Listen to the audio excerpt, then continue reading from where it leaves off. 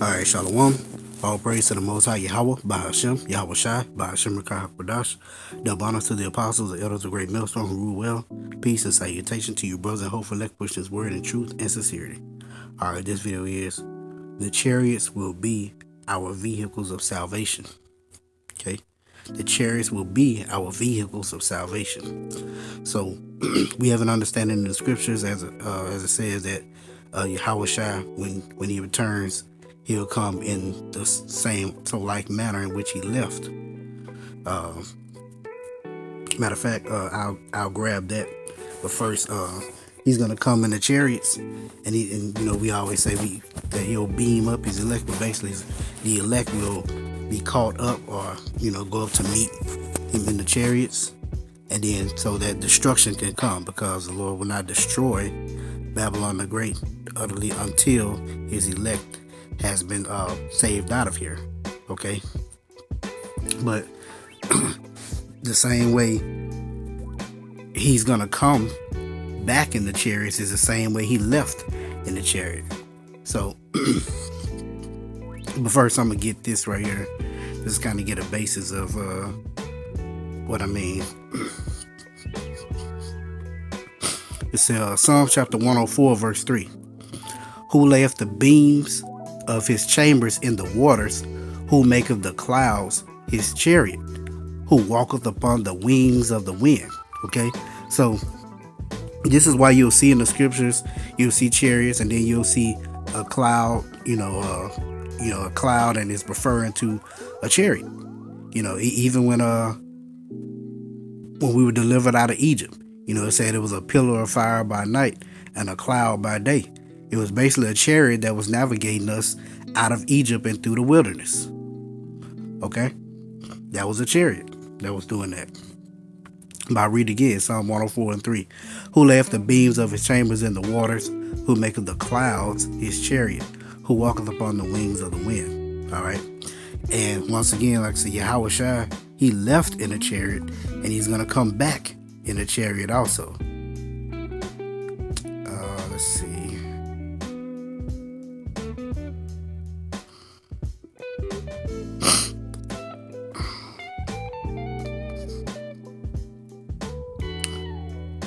I'll start at this song, Acts chapter 1 verse 8. But ye shall, this is Yahweh Shai speaking, red letters. But ye shall receive power. After that the Holy Spirit is come upon you, and ye shall be witnesses unto me, both in Jerusalem and in all Judea and in Samaria and unto the uttermost part of the earth. And we're in the uttermost part of the earth right now, over here. Okay. And when he had spoken these things, while they beheld, he was taken up, and a cloud received him out of their sight. So Yahweh Shai was taken up in a chariot. And it says, just check this out. And while they stood, and while they looked steadfastly toward heaven as he went up, behold, two men stood by them in white apparel, which also said, Ye men of Galilee, why stand ye gazing up into heaven? This same Yahweh Shai, which is taken up from you into heaven, a cloud received him, like I said, he went up into a chariot, shall so come in like manner as ye have seen him go into heaven. So what does that mean? It says he's going to come in the like manner, meaning the same way that he left is the same way that he's coming back. He's coming, he left in a chariot, he's going to come back in the chariot. Okay? Matter of fact, we'll grab that. I know it's in Matthew 24. This is Matthew chapter 24 verse 29. Immediately after the tribulation of those days shall the sun be darkened, and the moon shall not give her light, and the stars shall fall from heaven, and the powers of the heavens shall be shaken. Check this out, verse 30. And then shall appear the sign of the Son of Man in heaven, which is Yahweh Shai. And then shall all the tribes of the earth mourn, and they shall see the Son of Man coming in what?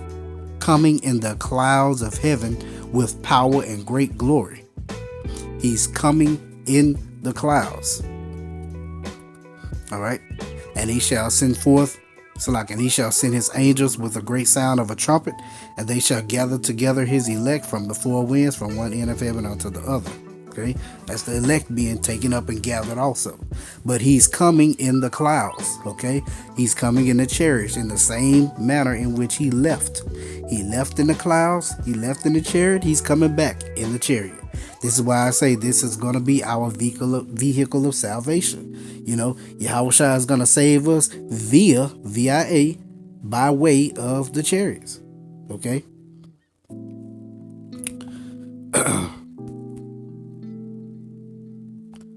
Let's see.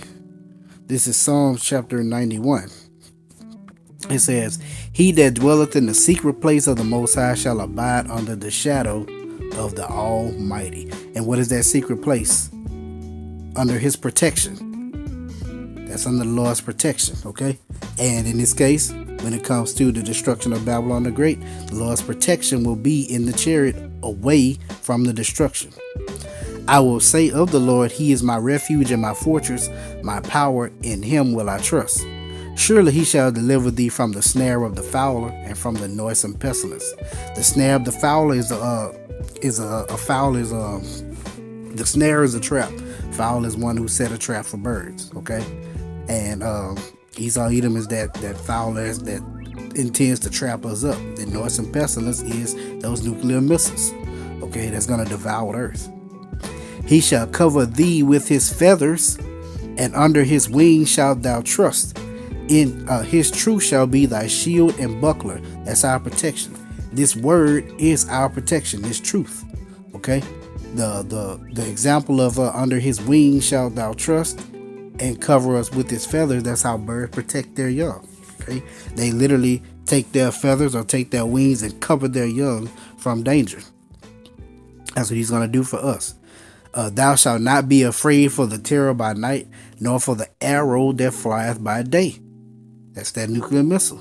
Okay, "Nor for the pestilence that walketh in darkness, nor for the destruction that wasteth at noonday. 1,000 shall fall at thy side, and 10,000 at thy right side, but it shall not come nigh thee." Okay, it's not going to come near us because the elect will be gathered up. They'll be protected. They'll be shielded. Okay, "Only with thine eyes shalt thou behold and see the reward of the wicked." Okay, but that's all I'm gonna get there.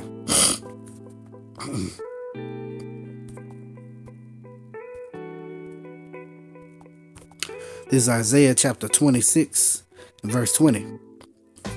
"Come, my people, enter thou into thy chambers, and shut thy doors about thee.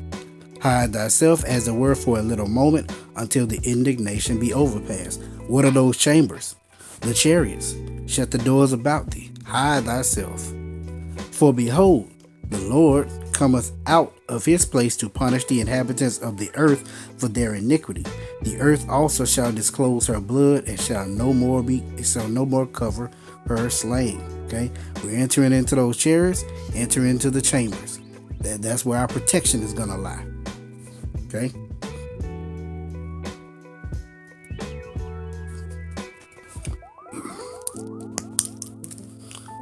Let's see. Matter of fact, give an example of that.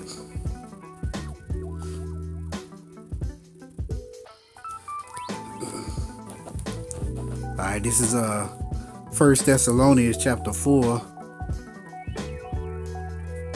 verse 16. "For the Lord himself shall descend from heaven with a shout, with the voice of the archangel, and with the trump of the Most High. And the dead in the Mashiach shall rise first. Then we which are alive and shall remain shall be caught up together with them in the clouds," in the chariots, "to meet the Lord in the air, and so shall we ever be with the Lord." Because at that point in time, once we meet him, we will, like I said, we will ever be with him. We will no longer be separated from our power. Okay? We will finally be able to be in the presence of the Lord.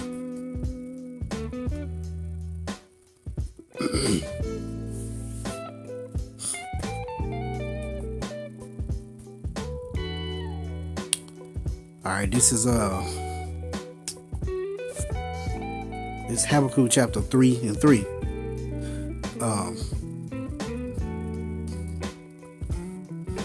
Most High came from Teman, and the Holy One from Mount Paran, Selah.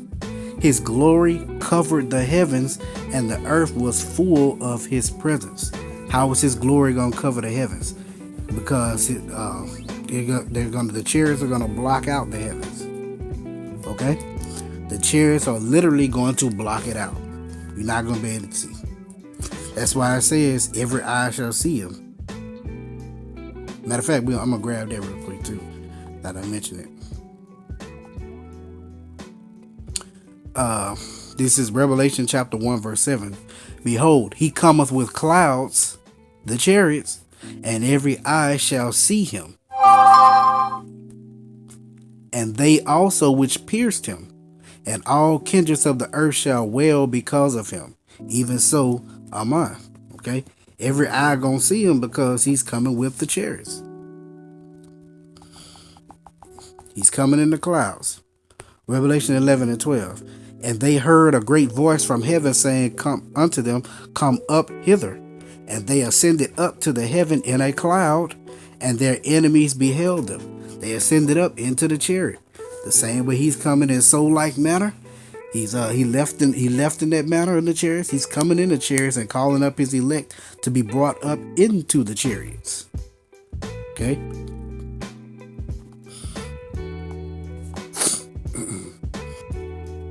Every eye shall see him, and it's going to be a fearful day.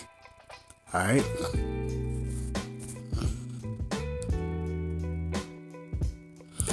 In 2 Ezra chapter 13 verse 6. But I beheld, and lo, he had graved himself a great mountain and flew upon it. Well, actually, I'm going to start at verse 5. 2 Ezra 13 and 5. And after this I beheld, and lo, there was gathered together a multitude of men out of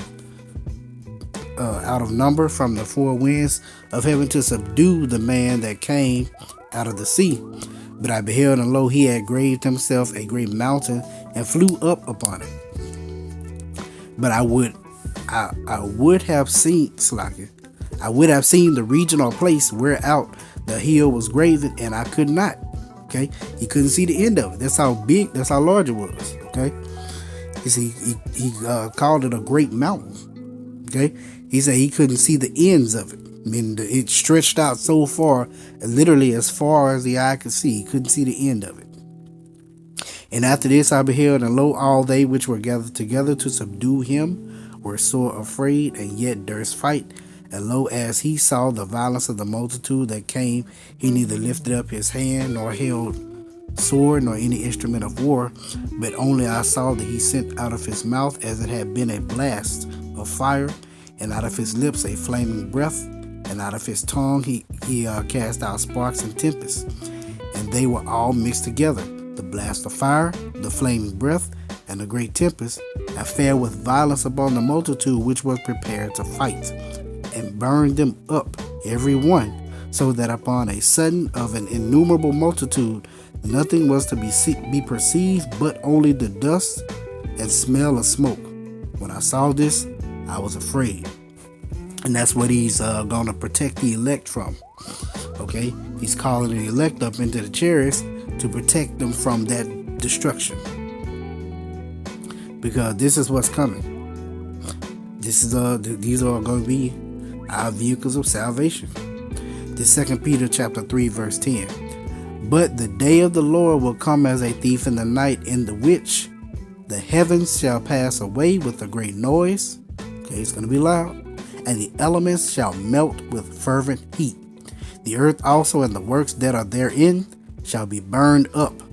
Seeing then that all these things shall be dissolved, what manner of persons ought ye to be in all holy conversation and godliness, looking for and hastening unto the coming of the day of the Most High, wherein the heavens being on fire shall be dissolved, and the elements shall melt with fervent heat.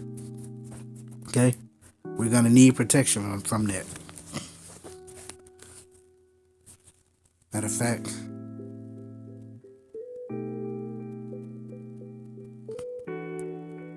this Revelation chapter 16 verse 19. And the great city was divided into three parts, and the cities of the nations fell. the great Babylon came in remembrance before the Most High to give unto her the cup of the wine of the fierceness of his wrath. And every island fled away, and the mountains were not found. And there fell upon a great hail out of heaven, every stone about the weight of a talent, and men blasphemed the Most High because of the plague of the hail, for the plague thereof was exceeding great. Okay, it says every island fled away, and the mountains were not found. So when this happens, the earth is, like it said, the earth gonna reel to and fro like a drunkard. The earth is gonna be shaken. The islands are gonna be moved. Like the way that we see the earth right now will not be the same. Okay, and we need protection from that, and our protection and deliverance is gonna be via those chariots. All right, those are our vehicles of salvation. So call Allah Yahweh Bashim Awashah, Bashim Kakodash, hope be edified. Shalom.